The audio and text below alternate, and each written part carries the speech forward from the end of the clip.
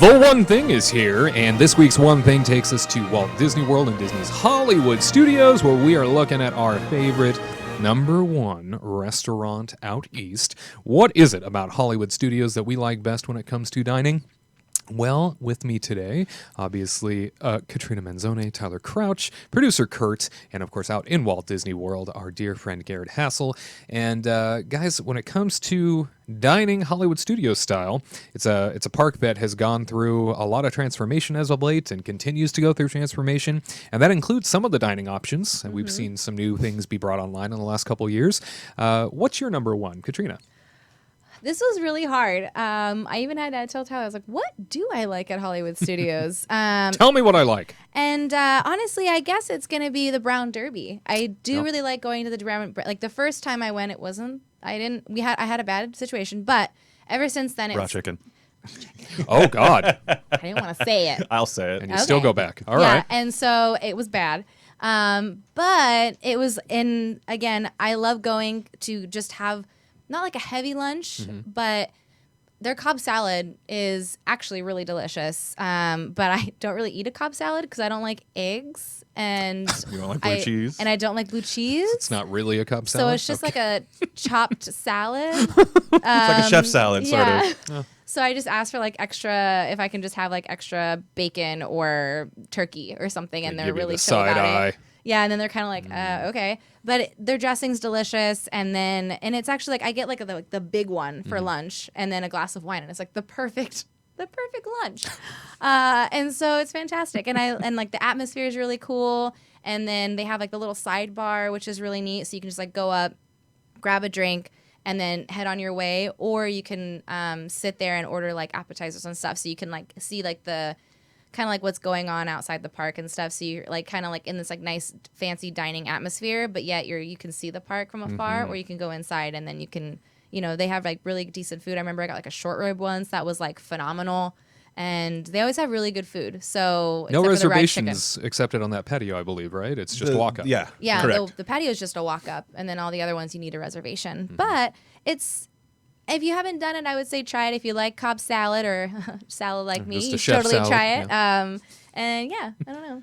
And now that they're really getting good. rid of the Star Wars shows that are out there in the middle, I think that's a huge plus. Sometimes it does get a little obnoxious Yeah. when you're like trying to sit out there and have like a little drink, and then that show comes, or like the march goes through, and you're like, So Lord, so here you'll we be go. sitting in Brown Derby, and for about 15 minutes straight, you just hear dun dun dun dun dun. When Phasma Keeping is it walking, themed. and you're just like, wow, I just really don't want to hear this anymore. But, so it's nice that they're getting rid of those shows. Yeah, they have really good food, and so it's like one of those like. I know if you do it like during a holiday, they have like a 3-course like menu and stuff. So it's definitely like you can do like a cool date night if you want to go, or like a really cool holiday dinner and stuff to go through it. But I think that's the exciting thing about Brown Derby in general is like not even just the holidays, but they're kind of always constantly changing their menu. Like that's true. You're always going to see except for new the things Cobb when salad. you go. That's That's a staple, of course. Yeah, never changes. I think there would be a riot if there was I think no you more would Cobb riot. You're salad. like, that's it, and throw the table. I would throw all the tables. That is what the Brown Derby is known for. I is, know. Yeah, It's always signature. It's definitely one of those things to have a nice light lunch, or that's for me. I don't like eating like a lot of heavy stuff, especially going to a park. So nice big salad and like a glass of wine, I'm like, perfect.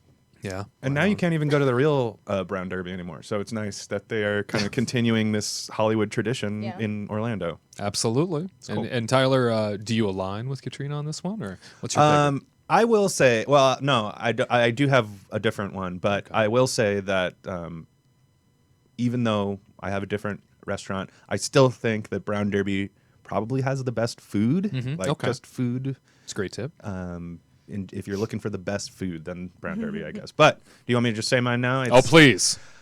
I am going to go with the Sci-Fi Dine-In. Whoa. Yeah. Check you And out. the Sci-Fi Dine-In is just one of those things that I think it's very nostalgic for me. I grew up in Woodland Hills.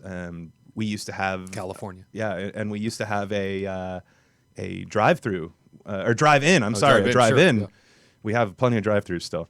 But there used to be a drive-in there, and I would go, we'd go and watch, movies. Me and my dad, we would put the seats down and put the sleeping bags in the back and just have a great night. And then I was so excited to learn when this must have been over 20 years ago, that they had this cool restaurant there that, would bring me back to kind of having those experiences with my dad. And so me and my dad went, and man, it just gives you every vibe that you need from being in an actual drive-in. Yeah. I'm not going to say the food is the best there. I feel like, get a cheeseburger and it'll be a decent cheeseburger. Mm-hmm. I remember I really liked their salmon. I got like a salmon sandwich. Yeah. But they were like, oh, we don't have any gluten-free buns. So they gave me it was like a pizza crust. So it was like literally a half a pizza. And they just put tons of salmon and folded it in half. And I was like, but it looked really good. God, it was so good with bacon and stuff in it. Way to compensate. It was amazing. But I mean, yeah, I thought it was good food. It's so cool. So for those who haven't been, you're literally looking at, and it's sci-fi themed, obviously, and you're looking at like old movie, like old commercials, movies, cartoons, all these different things from the 50s and 60s, I think. And you're sitting in cars, you're literally sitting in like a car with your family, and they have the little speakers next to you, and it's just, there's so many, it just hits me on every nostalgic level. Very homey. Yeah. And it just feels cool too. You're going to walk into that building and come around the corner, and I swear, as soon as you see the entire drive-in, and you see off in the distance, they have like hills with like towers on them and just all these great it's very captivating. Yeah, and you walk in, and I will challenge you to not be amazed, because it is just a really cool sight to see. Prepare to be amazed. Exactly. Man, so much nostalgia for me. It's if it ever goes away, I'll be sad forever. That's Sci-Fi Dine-In is my pick for. Sounds like it best holds a very restaurant. sentimental place for you too. Yeah, So that's yeah. extra special. Yeah. And obviously, any of those places you can hold on to, sort of add up that additional magic, I think, when you determine what you want to eat, and it brings back all those special memories. And I agree, what a place, what a spectacular place. Yeah. We're about to jump on out to Walt Disney World now for our Walt Disney World reporter, Mr. Garrett Hassel. Hey, man, you're in Hollywood Studios right now. What do you like to eat? I am. So are we referring to strictly restaurants, like sit down, or are we talking to quick service food and beverage? Because I have a different one for your top choice when it comes to a restaurant there. It could be either or. Okay, so then I have to go with the ABC commissary. Really? Okay. Well, Explain the lies. In the past. In the past.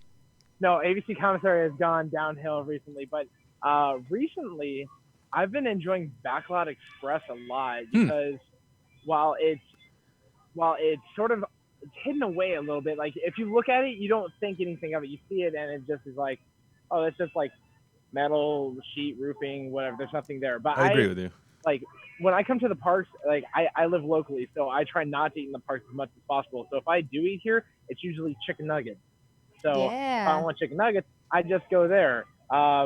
If I had to be a sit down, I'd probably do 50's Primetime Diner or a cafe, just because it's nostalgic, it's cute. But if like me living here, I'm usually in the park for a half day, not a full day. So I go get my chicken nuggets, then I go off and do my thing. When I went on Rise of the Resistance, I needed lunch. I didn't pack me anything, so while waiting for my boarding group, I went and got some chicken nuggets, and that was my food for the day. So Backlot Express, just because it's cool how they have nostalgic pictures of like it's supposed to be a prop house. So you go in there and you see pictures and all that, and plus it's nice to have like the soda fountains there, so that way if I don't have to ask for a refill, I can just be like, get it myself, and it's good to go. And plus, how does that go? Can you show us one more time? How does that work? Oh, awesome. But yeah, Backlot Express, it's simple, easy, to the point, and it gets the job done. Gets me my chicken nuggets, and I'm happy. And there's nothing like Disney chicken nuggets, that's for sure. There is something very special about. I was even telling Ty, I was like, I mean, I do like ordering my gluten-free chicken nuggets over there as like a quick snack, because it's either that or tater tots over at the Woody, what is it called? Oh my God. Woody's Lunchbox. Woody's Lunchbox. And so I'm like, oh, which one? If they only could get the chicken nuggets and the tater tots together, win. Whoa. So that's when I went Brown Derby. I believe they are potato barrels. That's right. Yeah, we don't call them tater tots at Woody's Lunchbox. Oh, Lord. Sorry. Well, I get a womp womp. Producer Kurt, Nothing more depressing than not having those two together. Producer Kurt, your favorite restaurant at Hollywood Studios? I would have to say it's the 50s Primetime Cafe. I really I like the atmosphere. Not Pizza Rizzo. No, I want it to be Pizza Rizzo. I love the Muppets. I don't think you realize how much I love the Muppets. I want it to seem be. to love them. Yeah, I really do. Okay. Yes. But no, it's 50s Primetime Cafe. I'm gonna make sure he's muted. All right. And sorry, I'm doing two things at once now. You're a busy man. I know, right? But yeah, I like the atmosphere. I like the hosts, the waiters, and everyone. If you get a really good one, it's just such an awesome time. I asked at one point, oh, how does the fried chicken taste? And he grabbed someone who had eaten the one already and said, oh, hey, you want to try it right here? Here you go.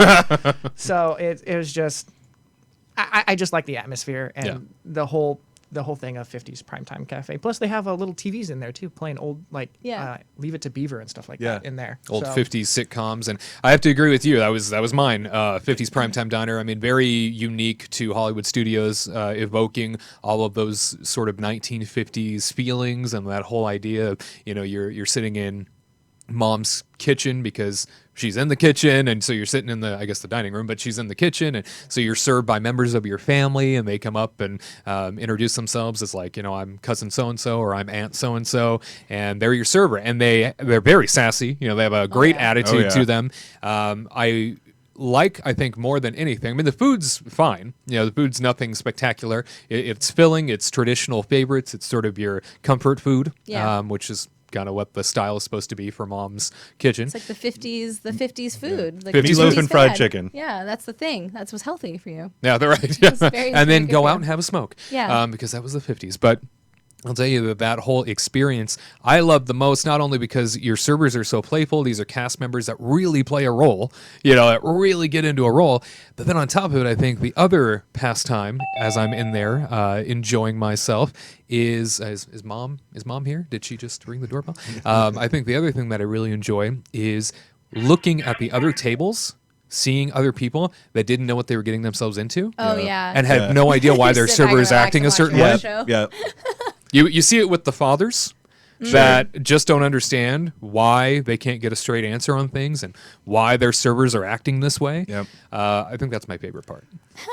Yeah, I definitely remember going as a kid and getting the macaroni and cheese and being I was an extremely picky kid, and so I just wanted Kraft macaroni and cheese. Like, let's be real. Yeah. Give me the Kraft macaroni and cheese. It was not Kraft macaroni and cheese, and I did not want to eat it. And then I wanted a cupcake, and boy, my server was not happy. She was like, but you didn't even eat your dinner. You think you deserve dessert? Like, really? And I remember being like, oh my gosh, like, just read me the right act. She can't say this to me. Like, she's not my mom, But that's they act exactly like your mom. It's funny. They'll put adults in the corner. They'll put you in timeout. They'll have you do physical things around the restaurant and clean up. Sometimes I've noticed if you don't finish your vegetables, you're punished. It's great. Oh my gosh, hilarious! It's so much fun.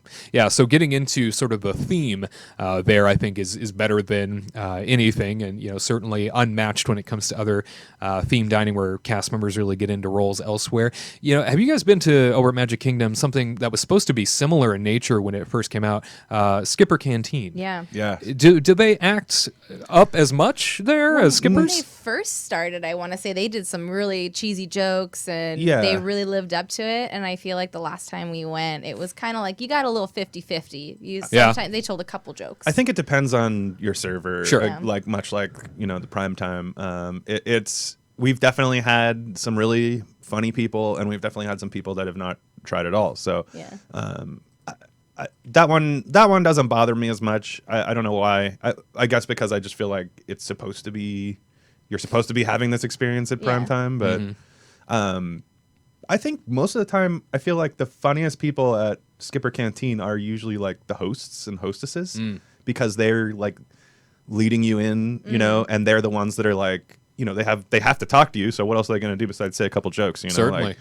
They definitely point out the highlights, which are up on the ceiling, and then they point out some lowlights, which are down. You get the joke. Waka waka. Yeah. That's the way that goes. Yeah, but I think it's really cool. Thank you. I think it's really cool if you are any type of Adventureland or Jungle Cruise fan because it really gives you backstory on the Jungle Cruise. I think Yeah, that's neat. definitely. Yeah. Well, great all around to hear everybody's different top-notch choices for Disney's Hollywood Studios. We had one quick service thrown in there by Garrett, so definitely some options for you if you spend some time out at Walt Disney World, especially in that park. Get as those they chicken continue. nuggets. Get them chicken nuggies. You'll love them. And that would be the one thing for this week. To all who come to this happy place, welcome.